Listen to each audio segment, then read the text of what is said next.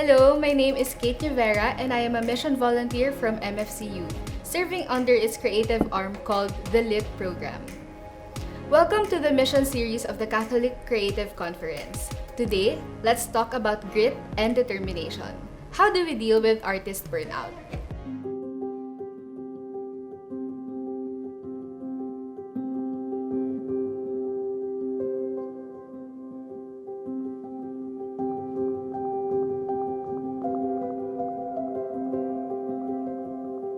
First off, let's talk a little bit about why we experience burnout. 3 things come to my mind when I think about burnout.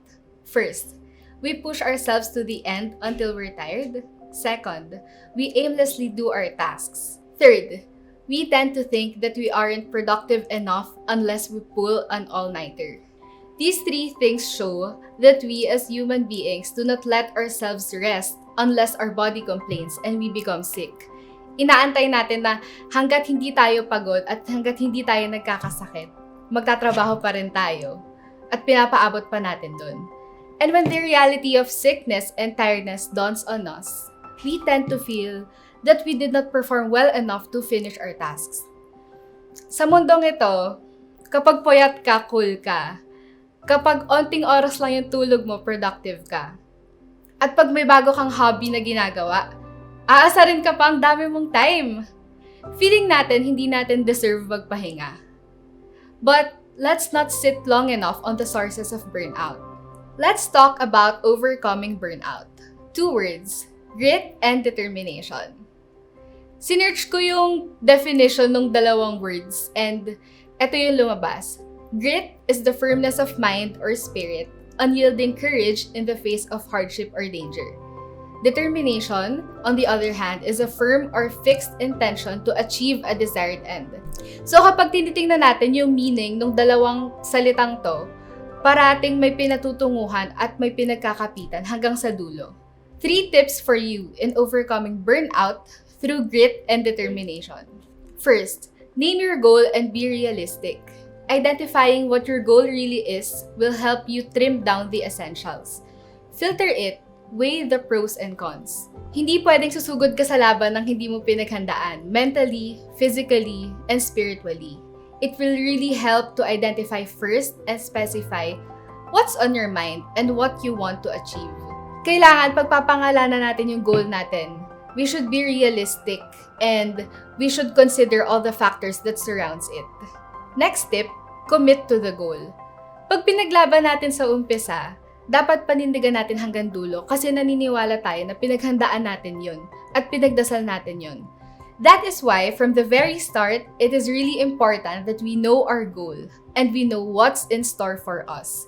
Commitment. Araw-araw mo siyang ginagawa and consciously para sa kinalaunan, naturally na lang siya lalabas sa'yo. Last tip, be sensitive to the process. Allow yourself to realize that what we signed up for is not an easy ride. Lahat ng mga kasalamuhan natin along the way, lahat ng ma-experience natin, na feeling natin hindi naman related dun sa goal na inisip ko from the very start makakatulong yan sa gusto mong abutin. Kailangan lang, let's be sensitive to everything that is happening around us. We should be aware na hindi lahat smooth sailing. Self-check lang because sometimes we do not want to acknowledge the hard parts of the process. We should realize that it is normal to feel tired. But we should also realize that there must be something more than this tiredness, and that is holiness. Here's the good and beautiful truth. Hindi aksidente lahat ng desires mo, lahat ng passion na meron ka. All our desires, longings, everything that we are passionate about, it all points towards Christ. The world hands on to us these desires that we so often distort in a way that God is not glorified. We become so captured in the moment of convenience that we forget that deep down, what we are pursuing is holiness. What we are trying to reach is Christ. We will never become content with everything that we create unless we align it under God's eyes. Reality check.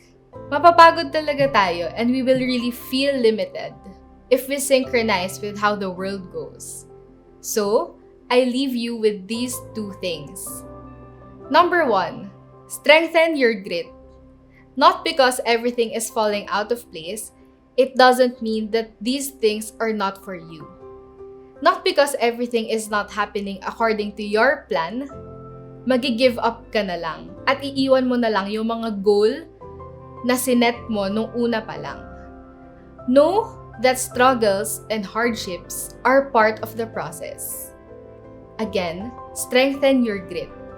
Believe that all your passions are from the Lord, and they are made true, good, and beautiful. And if they are from the Lord, believe that He will get you through your hardships and sacrifices. Again, okay lang mapagod. Ang importante, hindi tayo susuko. Second, be determined to finish the task.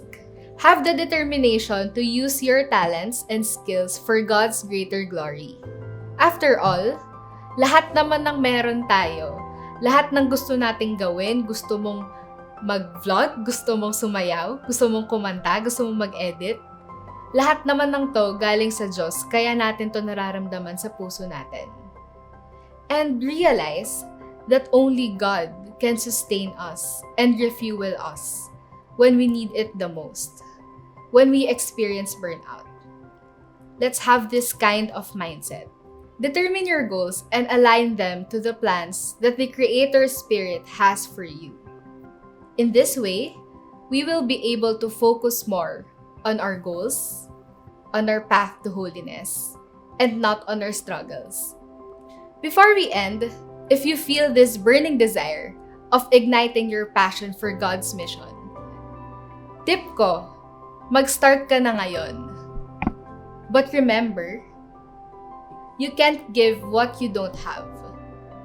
Hindi pwedeng bigay lang tayo ng bigay pero hindi tayo nagpapapuno sa pagmamahal mula sa Diyos. Hindi pwedeng bigay lang tayo ng bigay pero hindi tayo nag-e-effort na mas matuto pa. Create with the right intentions. If we pursue the wrong things, we will get tired. Mapapagod at mapapagod tayo kapag maling bagay yung mga hinahabol natin. Acknowledge that we create not for ourselves, but for others and for the Lord. Kaya lang naman gusto nating matuto pa. Kaya lang naman nagpapapuno pa tayo sa Diyos. Kasi gusto nating eventually, mababahagi din natin to sa ibang tao. Give it all away. Help and encourage people to start what they are passionate about. Share your techniques. Offer help and mentor them. Give it all away and see what happens. We are invited to collaborate with the Holy Spirit. Sana sa dulo ng lahat ng to, ang mangibabaw ay yung growth in holiness that we want to chase in this lifetime.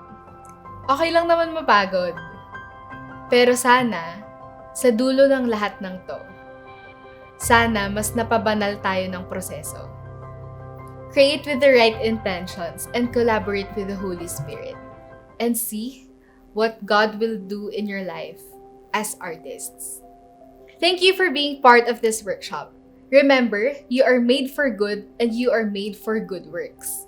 I hope that you have learned a lot from this, and I pray that you may use your God-given passions to fulfill the mission that He has entrusted you. Make sure to watch the other workshops in the mission series as well. Thank you and God bless.